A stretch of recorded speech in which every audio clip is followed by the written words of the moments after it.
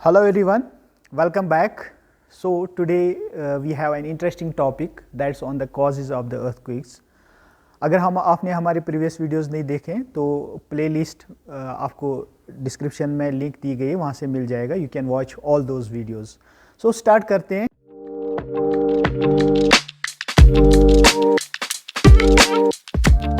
Causes of the earthquakes. There are different causes of the earthquakes. But ये जो causes हैं 5 causes they are the main causes जिससे earthquake हो जाता है. तो हम इन सारे causes plate tectonics, elastic rebounding, occurrence of faults, volcanism and actions of the man, हम ये सारा वन बाय वन डिस्क्राइब कर सकते हैं. सबसे पहले हम देखेंगे ऑकरेंस ऑफ फॉल्ट्स. सबसे पहले फॉल्ट किसको बोलते हैं? अगर आपने नोटिस किया होगा, कभी कभी आपने देखा होगा ज़मीन पे जो मैसिव रॉक्स होते हैं या माउंटेन सिस्टम्स होते हैं उनमें फ्रैक्चर्स हो जाते हैं. जैसा कि आप यहाँ इस पिक्चर से देख सकते हैं, फ्रैक्चर्स हो जाते हैं वहाँ पे. उन फ्रैक्चर से बहुत बड़े फ्रैक्चर्स होते हैं. इन फ्रैक्चर्स को हम लोग फॉल्ट्स बोलते हैं. और ये जो फॉल्ट्स होते हैं ये कंटिन्यूसली स्लोली मूवमेंट्स करते रहते हैं. और जब ये मूवमेंट्स करते हैं ये फॉल्ट्स, तो उन्हीं मूवमेंट्स की वजह से ज़मीन हिल जाती है, वहाँ से एनर्जी रिलीज़ हो जाती है और अर्थक्वेक्स हो जाते हैं. अब फॉल्ट से कैसे अर्थक्वेक हो जाएगा, that we are going to describe with this. Faults में क्या होता है, कभी कभी नॉर्मल फॉल्ट आ जाता है, इसको हम नॉर्मल फॉल्ट बोलते हैं. नॉर्मल फॉल्ट में क्या होता है, द अपर प्लेट जो होता है दैट सिंक्स डाउनवर्ड्स. एक फॉल्ट, एक रॉक का एक जो पार्ट होता है वो नीचे की तरफ गिर जाता है. और जब ये नीचे की तरफ गिर जाता है तो यहाँ से एनर्जी रिलीज हो जाती है, फॉल्ट प्लेन यहाँ पे बनता है. एंड बिकॉज ऑफ दिस जब एनर्जी रिलीज हो जाती है सेस्मिक वेव्स स्टार्ट ट्रैवलिंग और इसकी वजह से अर्थक्वेक हो जाता है. Next one is called the reverse fault.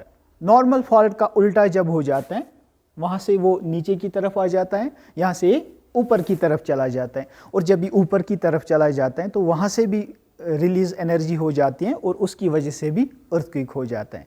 Another one is called the strike slip fault. Strike slip fault में क्या होता है कि ये ऐसे साइडवेज में मूवमेंट करता है. जो फॉल्ट होता है that does a movement in the sideways. एक फॉल्ट प्लेन साइड में बनता है, एनर्जी रिलीज होने की वजह से वहाँ से अर्थक्वेक हो जाता है. तो नेक्स्ट इंपॉर्टेंट चीज़ जो है जिससे अर्थक्वेक हो जाता है, जो वाइडली एक्सेप्टेड है, those are called the plate tectonics. Plate tectonics we have a theory that जो ये अर्थ है, जब अर्थ का ओरिजिन हुआ था तो उसके बाद ये जो सारे कॉन्टिनेंट्स हैं, this were a single land mass जिसको हम पैंगिया भी बोलते थे, पैंगिया के नाम से बोलते थे. और जो ये सिंगल लैंड मास था उसको एक ओशन कवर करता था. सारे लैंड मास को एक सब बहुत बड़ा ओशन कवर कर रहा था. तो उसके बाद क्या हुआ कि ये जो कॉन्टिनेंट्स हैं, these got separated into the different continents. Suppose Australia यहाँ पे चला गया, उसके बाद यहाँ पे अमेरिका चला गया, अफ्रीका इधर चला गया, एशिया इधर चला गया. ओके, तो उनके दरमियान, उनके बीच में गैप्स क्रिएट हो गई जो कि फिल किसने की, ओशन ने. और we can say that this gaps were filled due to the by the water. But जब ये गैप्स क्रिएट हो गई तो इन यहाँ पे प्लेट्स भी बन गए. Suppose this is the Asian plate, this is the African plate. और जब ये प्लेट्स का क्रिएशन हो गया तो इन प्लेट्स की बाउंड्रीज बन गई जिनको हम प्लेट बाउंड्री बोलते हैं. तो ये जो प्लेट बाउंड्रीज हैं ये कंटिन्यूसली मूवमेंट करते रहते हैं. ये कंटिन्यूसली या एक दूसरे के करीब आएंगे, एक दूसरे से भाग जाएंगे, तो कंटिन्यूस एक इनके दरमियान में मूवमेंट होता रहता है जिसको हम प्लेट मूवमेंट भी बोलते हैं. तो उसी के बेसिस पे एक थ्योरी क्रिएट की गई जिसको हम प्लेट टेक्टोनिक थ्योरी बोलते हैं. और जब ये प्लेट्स, यही प्लेट्स मूवमेंट करते हैं तो उन्हीं की वजह से अर्थक्वेक क्रिएट हो जाता है. तो जब ये पैंगिया अलग हो गया, जब ये कॉन्टिनेंट्स अलग हो गए तो डिफरेंट प्लेट्स वजूद में आए जिनको हम टेक्टोनिक प्लेट्स बोलते हैं। साउथ अमेरिकन प्लेट अलग निकला, African plate, Australian plate, Eurasian plates, north America, बहुत सारे प्लेट्स अलग अलग आ गए और इनकी बाउंड्रीज बन गई यहाँ पे। और अब जो ये बाउंड्रीज होती हैं ये कंटिन्यूसली मूवमेंट करते हैं, उन्हीं की वजह से अर्थक्वेक्स हो जाते हैं। अब ये बाउंड्रीज जो हैं ये मूवमेंट्स कैसे करते हैं? सबसे पहले डाइवर्जेंट मूवमेंट, और इन प्लेट्स को हम डाइवर्जेंट प्लेट्स भी बोलते हैं। डाइवर्जेंट प्लेट्स में क्या होता है, जो बाउंड्रीज होती हैं प्लेट्स की वो एक दूसरे से भाग जाते हैं, एक दूसरे से दूर जाते हैं। जैसा आप यहाँ से एनिमेशन में देख सकते हैं, एक प्लेट की बाउंड्री है और ये दूसरे प्लेट की बाउंड्री है, ये एक दूसरे से भाग जाते हैं और यहाँ से जो मटेरियल ज़मीन के अंदर से होता है वो ऊपर की तरफ निकल जाता है। यहाँ से गैप जब क्रिएट हो जाती हैं तो ये मटेरियल ऊपर की तरफ चला जाता है और इसके साथ साथ जो एनर्जी रिलीज़ हो जाती है उसी एनर्जी रिलीज़ होने की वजह से अर्थक्वेक हो जाता है। आप अपने लिए नोट्स साथ साथ में बना सकते हैं, आप वीडियो को पॉज करके ये सारी इंफॉर्मेशन लिख सकते हैं। तो नंबर सेकंड, जो प्लेट बाउंड्रीज होती हैं those we called as the convergent plate boundaries.